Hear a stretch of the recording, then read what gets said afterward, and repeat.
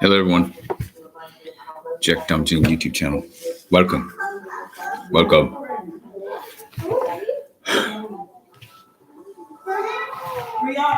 Today, we're going to talk about NFL coaching shortages, teams, vacancies, and what to do to staff them.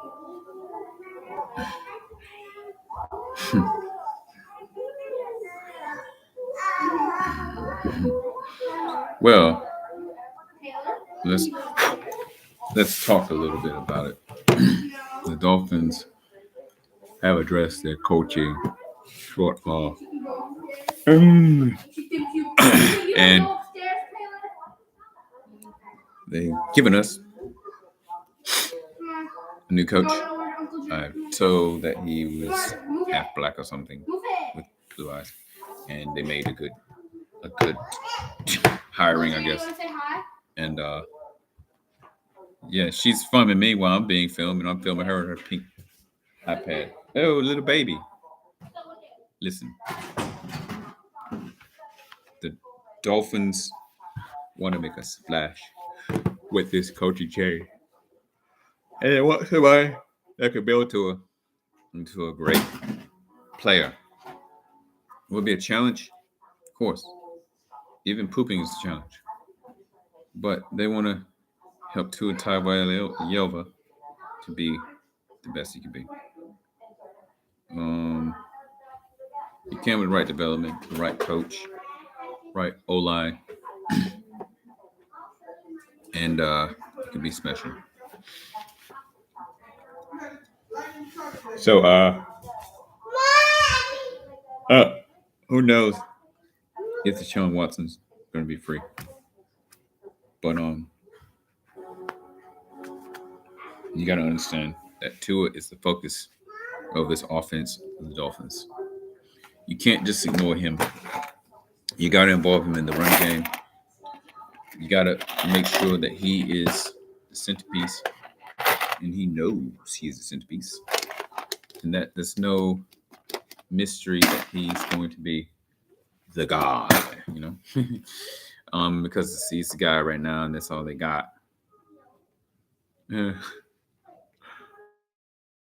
And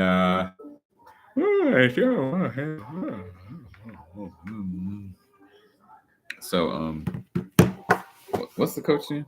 Oh, so Brian Flores was gone, and he's a coach for the Steelers now. Actually, he's the offensive coordinator, I believe. He has the best entrance to the Steelers. What do you guys get this thing going? Between the Dolphins and the Texans are the worst situations, because the Dolphins don't know if the owner is going to be their owner next year, and the Texans, their front office is a mess. No need props for this. No props needed. But they're going through a lot of coaches, the Dolphins. And always getting rid of people. Losses, like losing by less than a touchdown. Where to go with your thought process to see the identity of this team? What is this about? Who is representing this team? So look, Brian chasm, because it had to fill the void. Brian Flores to the Pittsburgh Steelers was a major loss. I see you, mommy. And so the Steelers have to recoup, and they have to on offense perform. And it's not a racial thing to where it's like, oh, they got two black coaches, they got to play. It's not about that. It's about maintaining a culture, and the culture says the Steelers are going to have a winning record, and they keep a winning record. They're not gonna like just lose because Ben Roethlisberger retired and they have to get like a fourth round draft pick from a college no one's ever heard of. Carson Wentz 5.7 or something. Listen, no, the Vikings are hiring coach. Well, they already hired coach, but they need a quarterback. I think they moved up. Well, Kirk Cousins over there. So yeah, um, so look, that's going to be a challenge right there. Kirk Cousins no longer there, and that's something to consider. That Kirk Cousins no longer there. You got to replace that, and then you're paying $35 million a year for uh, Miller Road, basically a bridge quarterback. This guy's a bridge quarterback. His jaw looks like a bridge. Kirk Cousins. Don't stank your franchise on Kirk Cousins. Let's look up Kirk Cousins real quick. Let's see. Who does he play for?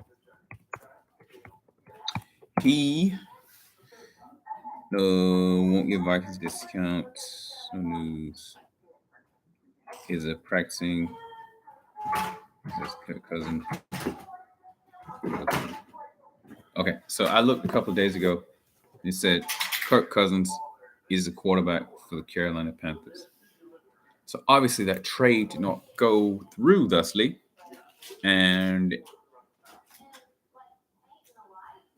has to be a change because you can't have trades falling through. There's a lot of money involved, cap space. The Vikings don't have much cap space. They're not in the bad shape as the Saints, but their cap space, they don't have much. So they got to obviously just look it up, It's cap space. It's like they got to make some. Not saying they're going to sign Deshaun Watson or they're going to go aggressively after a quarterback from another team and steal him away from the fans and the base. But they have really got to make some noise because if you just hire Jim Caldwell, it seems like everything will be all right. But it's just like some of these guys, you just want to give them the keys and just let them run the franchise. But you still got the GM. They're not gonna control the whole team. So you need somebody that's gonna work well with the GM as well, and give them incentive to want to perform better. You don't need someone to just save the franchise, but be a sort of stabilizing force to keep the franchise from falling completely off the rails. Because there's a danger of that. The danger of the franchise to fall off the rails. But there needs to be stability. Broncos are going into new ownership. There's going to be a new owner, and it's probably going to be an ownership group. Have that money. Peyton Manning does not have $4 billion or even $2 billion. So he's going to have to be with others. Yeah. So it's going to be hard to replace Mr. Bolin in Denver also. But there's a lot of uncertainties here. But they're angling for Mr. Rodgers' services, Aaron Rodgers. But you see, he's one of the most hated NFL players in the whole league. So basically, you stake your entire franchise on him. It means you don't really make good decisions in free agency, and you don't pick quarterbacks that are actually going to stay with your franchise long term. He seems to be a above-level bridge quarterback who wants to just show how good he is. But this guy is just not the best. If he was really like there for the team to play, like losing all those games and to come back and really stick with the franchise, he's a good quarterback. Just because he can play doesn't mean he's a good quarterback. He has to really be all in with an organization, which he has not been with Green Bay, leaving us all in suspense. He probably should be traded because the Packers are going to pay him $50 million a year as a goodbye. I mean, something like Andrew Luck got when he retired. Like, you've been good enough to us, we'll just let you have the money. There's tons of dysfunctional franchises out there. But those franchises need to be stabilized to make a Super Bowl run. Because in order to win the big game, you need people that are going to stick around. You need people that are going to invest. You need people that are going to trust each other.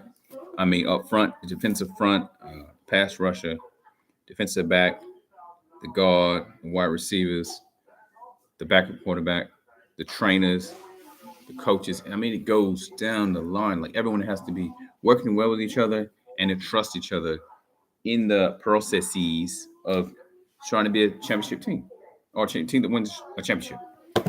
And also the Raiders have a lot invested with Derek Carr, and the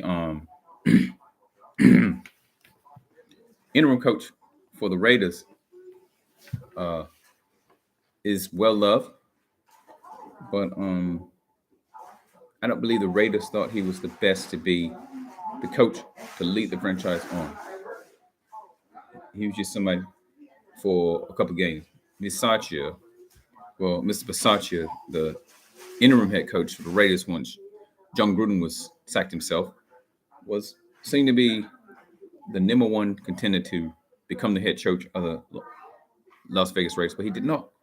And that is something that they lost, but maybe it's for the best because they want someone that can actually stay with the franchise for a while and someone that has a fresh take on the team.